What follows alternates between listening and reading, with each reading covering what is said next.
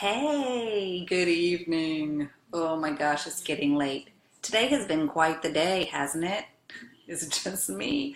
Whoa. My day started off at 4 o'clock this morning and it's still going. We've had all kinds of ups and downs and hills and battles with mom and my husband's house stuff and whoa, it's been quite the day. So, continuing on our theme of stretching and flexibility and the importance of that, I wanted to talk just for a few minutes tonight about yoga. Yeah, yoga scares a lot of people. Yoga scared the pants off of me when I first tried it. I don't do real well with slow and methodic. I'm more of a hyper fly by the seat of my pants kind of person. And it was very intimidating to me.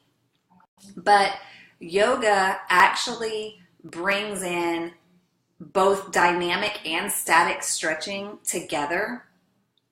It can be a fantastic workout, burns tons of calories. Besides just working on your flexibility, it also increases your core strength. And when you add in the proper breathing with it, it's very meditative as well, which is good for you. So I encourage you to try it, to think about it. I think one of the things that really intimidates a lot of people about yoga is they kind of already know that their flexibility and balance might not be that great. And so it's like, how do I even start?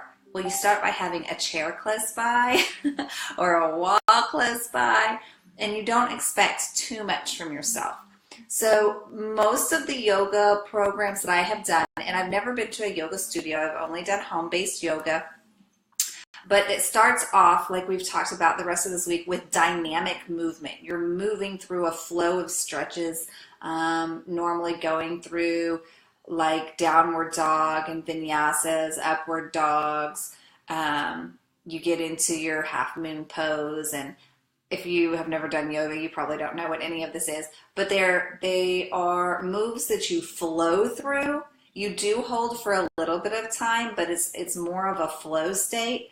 And then from there, it will transition into static poses, like tree pose, like pigeon, things like that, where you actually hold and breathe and get into further into a stretch that really opens you up.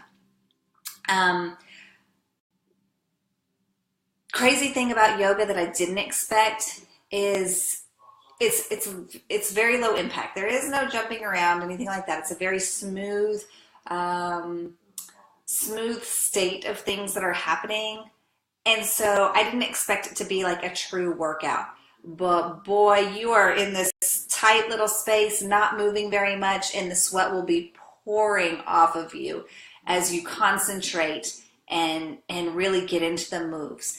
It is, once you kind of get past the learning what the actual different moves are, and you can then kind of relax into it, it does go into a very meditative state where your breath plays a very important role in what's going on.